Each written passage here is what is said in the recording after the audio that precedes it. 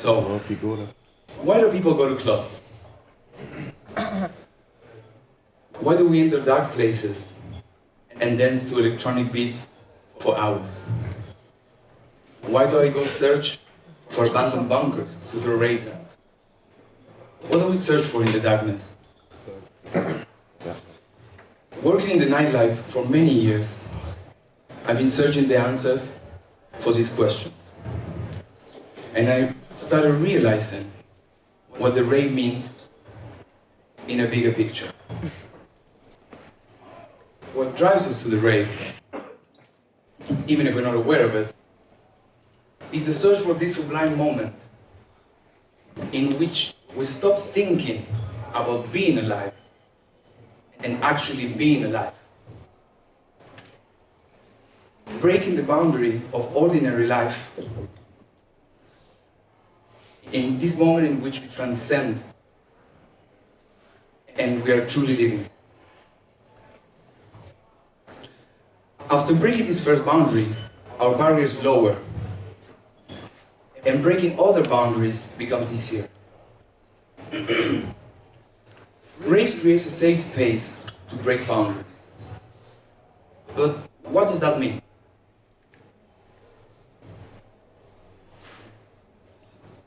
Johann Huizinga, in his book Homo Ludens, said that play is a necessary factor for the creation of culture. And what is a rave but a playground for adults? Huizinga outlines 5 key factors for play. First, play is free. Is in fact freedom. 2, play is not ordinary or real life. 3, play is distinct from ordinary life, both in locality and duration. 4, it has its own sets of rules that we have to follow if we want to play the game. And 5, play has no material interest, it is only for fun. Same goes for a rave. First, it's free.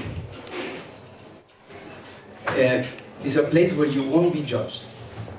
Second, it's distinct from ordinary life. You can choose which character you want to be. For example, a serious doctor can become a colorful drag queen by night. 3, it's different in locality, the club, and a duration. Depending the club is gonna be, could be really long, but it's gonna end at some point. So, then 4, it has its own set of rules. It is, for example, dress code, behavior. Both the game and the club has someone who's gonna enforce these rules. In the game is a referee, in the club, the security team or the awareness team. 5, there's no profit to be gained. It's only by the fun of playing or the joy of dancing. When these conditions are met, they can be powerful platforms for breaking boundaries. Social, cultural, and personal boundaries. Let's explore them. Social boundaries are like invisible lines drawn by society around certain groups or behaviors, defining what's normal or acceptable inside of a given culture. Think about raves. What is fascinating about them is that at raves, these lines seem to disappear. It's like we enter an alternative universe in which it doesn't matter who we are or where we come from. It only matters the music and the vibe. And people can be themselves without judgment. The rave brings together diverse groups of people that usually wouldn't meet, creating a meaningful yet unconventional space for dialogue and experimentation. barriers related to sexuality, gender, social class, status blur, fostering an environment of acceptance and freedom. This is something that has been part of the culture of techno since the beginning. Let's take a journey to the story of techno culture. Techno emerged in the 80s in the underground scene of Detroit, Michigan. What's really important to remember is that it's deeply rooted in the experiences of marginalized communities, specifically Black and queer communities. These communities face systemic discrimination and oppression, and found expression through the pulsating beats of techno. Now, when techno made its way to Germany, Berlin became rapidly its center.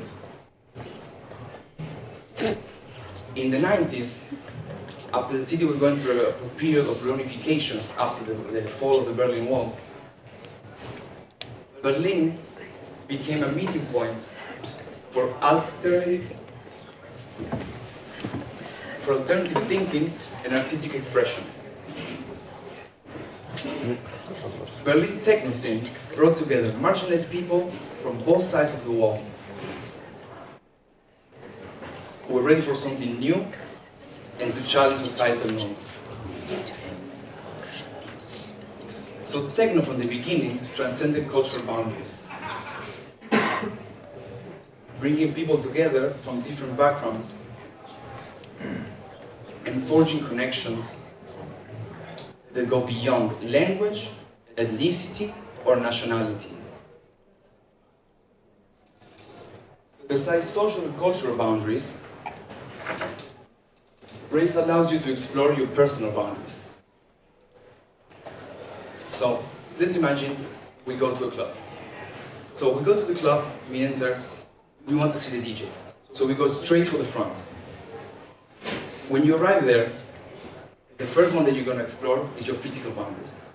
You're going to be there between a mass of people. So you're dancing, touching someone else, figuring out, do you like to be touched? You don't like this touch. Are you aware of the sweat of the other person, for example? Do you feel uncomfortable with feeling the sweat of someone else? Maybe you also feel uncomfortable with bending your sweat into the other person. So maybe you find out that you actually prefer to go to the back and dance where there's more space. Or maybe you actually like it and you like to find your place in the dance. Then after, for example, you go to the bar. When you go to the bar, you start a dialogue. Here you start exploring your mental boundaries. Here there's thoughts, opinions, and different exchanges. Then afterwards, for example, you will be experiencing your perception with the lights, the sound of the music, and different effects in the club. After this, of course, being in the club, you're gonna start to experience your sexual boundaries, realizing what you like, what you don't like. Then you have consent, what you want others to do to you or what you don't want others to do to you. And while you're exploring all your boundaries, you also start learning about the boundaries of everyone else and about respect. What also can happen in a really good rave is that your personal boundaries dissolve, having a full communal experience. The first indications of this come from ancient times, from rituals and carnivals, in which your individual boundaries disappear. When this happens, it's very special, as you feel connected to yourself, to your body. At the same time, you feel connected with others, feeling part of something greater. In this way, represent a modern ritualistic experience, promoting a strong communal sense.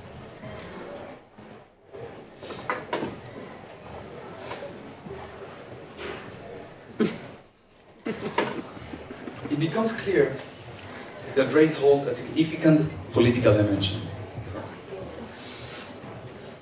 especially for marginalized demographics raves provide a central safe space where they can freely express themselves without fear of judgment or discrimination. In a world where their voices are silenced or ignored, raves become platforms for empowerment and visibility.